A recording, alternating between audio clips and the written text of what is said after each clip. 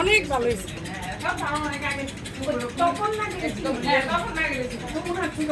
তোর মনের আশা পূরণ হয়েছে। আমার বাড়ির দিলে হয়তো আমি মাটির চুলে রান্না করতাম, এখানে গ্যাসের চুলে রান্না করলাম। Thank you. হাই বলে দাও। হাই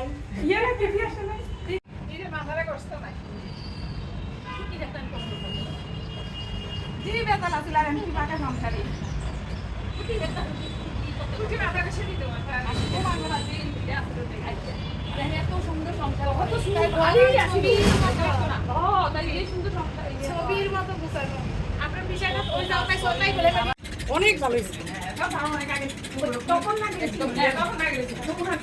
তোর মনের আশা পূরণ হয়েছে। আমার বাড়ির দিলে হয়তো আমি মাটির চুলে রান্না করতাম, এখানে গ্যাসের চুলে রান্না করলাম। Thank you.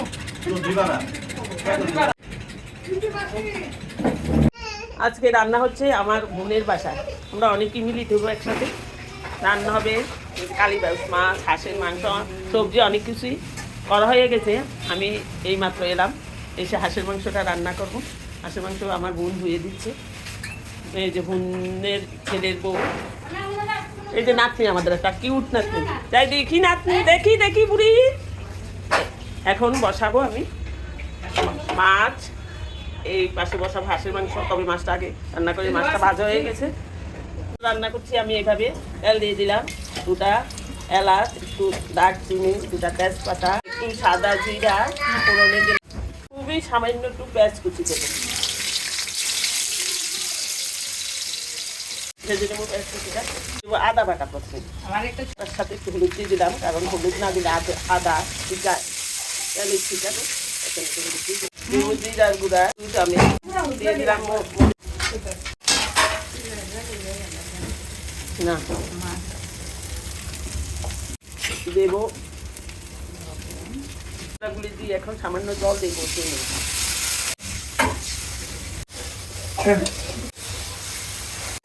আমার মশলাটা কষানো হয়ে গেছে, দিয়ে দেবো জল।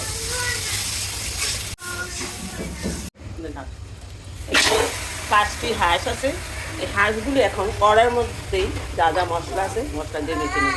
প্রথমে দিলাম তেজপাতা, দিয়ে দিব গোটা গরম মশলা, দিয়ে দেবো পেঁয়াজ কুচি, দেবো ধনিয়ার গুঁড়া। হাঁসের মাংস একটু জিরার চেয়ে ধনিয়ার গুঁড়া ভালো লাগে।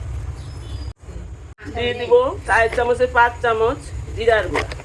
একটু 5টা হাঁস, ধনিয়ার গুঁড়াটা একটু বেশি দেওয়া হয়েছে, তার জন্য জিরার গুঁড়াটা কম দেবো। আর 1 চামচ টেবিল চামচে 3 চামচ আদা বাটা দিব, রসুন বাটা 3 চামচ টেবিল চামচ। পাশে মাছের ঝোলটা ফুটতে শুরু করেছে, দিয়ে দেবো মাছগুলো ঢেলে।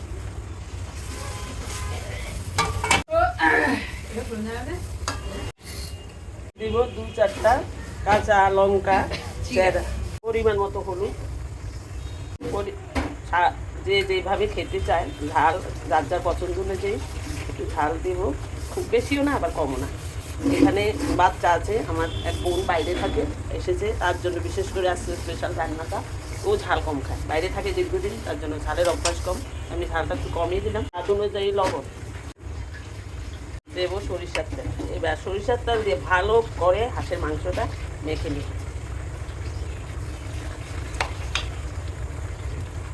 তারপর তো আর কিছুই নেই, শুধু কষাবো আর রান্না করবো। ও দিয়ে দিলাম।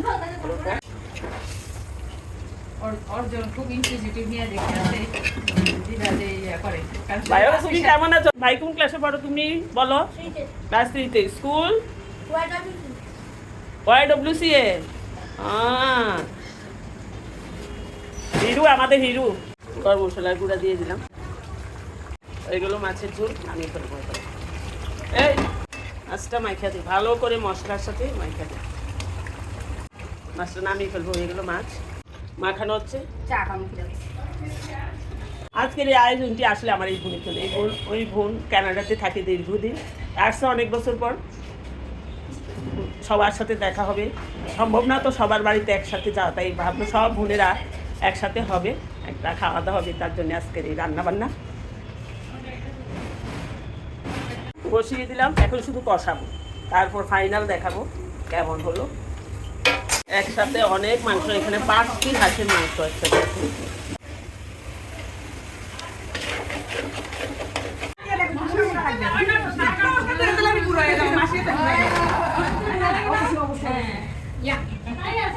সব একজন হচ্ছে কানাডা প্রবাসী, আরেকজন হচ্ছে শ্রীলঙ্কা প্রবাসী, আর শ্রীলঙ্কা না সরি সিঙ্গাপুর প্রবাসী। সব বিদেশিনীদের মেলা আজকে।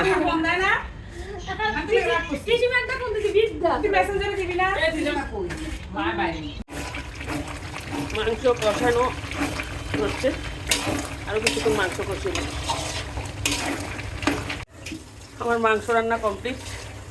পুনা কলম হাসবো না। কেমন হয়েছে খেয়ে তো বলো। অনেক স্বাদ হয়েছে, মাসির হাতে রান্না বলে কথা। ভালো হয়েছে তো? হ্যাঁ, অনেক স্বাদ। মাছ হয়েছে, টক ডাল হয়েছে, হাঁসের মাংস হয়েছে, সবজি হয়েছে। এখন বেগুন বড়া করছি।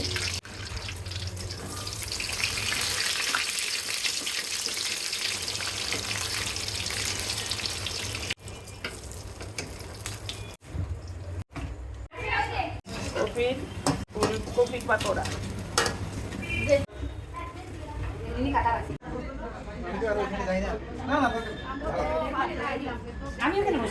এক এক করে টেবিলে বসে যান আপনারা সবাই, সব বিদেশিনীরা একসাথে বসেন।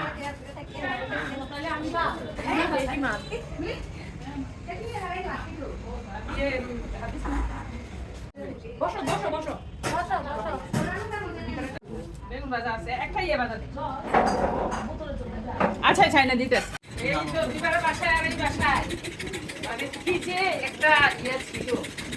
আমি এখন হোস্টেলে যাবে তোমার দিদা আমার একটা ঠান্ডা তরকারি কাঁচা মরিচ লবণ নিয়ে খাইতে আমি যে মুন্না মুখ ধরে রাখা লাগে ও তোমার নাকি জ্বালানি তুমি খাও না কেন? তুমি খাও না কেন?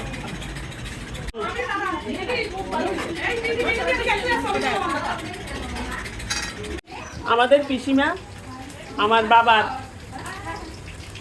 ভাই বোনদের মধ্যে একজনই এখন আছেন, উনি হলেন আমাদের এই পিসিমা। উনিও অসুস্থ খুব, আছেন সবার মাঝে সেবা যত্নে মোটামুটি চলাফেরা করতে পারেন।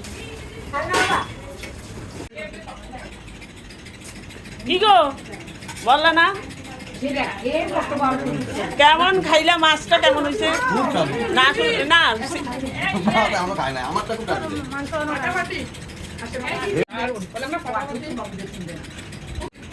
রিভিউ। খাওয়া দাওয়া শেষে সবাই আমরা ঘরের দরজায় বসে গল্প আড্ডা মেতে উঠলাম। অনেক সন্ধ্যা হলো, যে যার যার বাড়িতে ফিরে গেল। আজকে ছিল আমাদের মেলা বন্ধুদের মাঝে। আরও ছিল তারা হয়তো আসতে পারেনি, দূরে থাকে।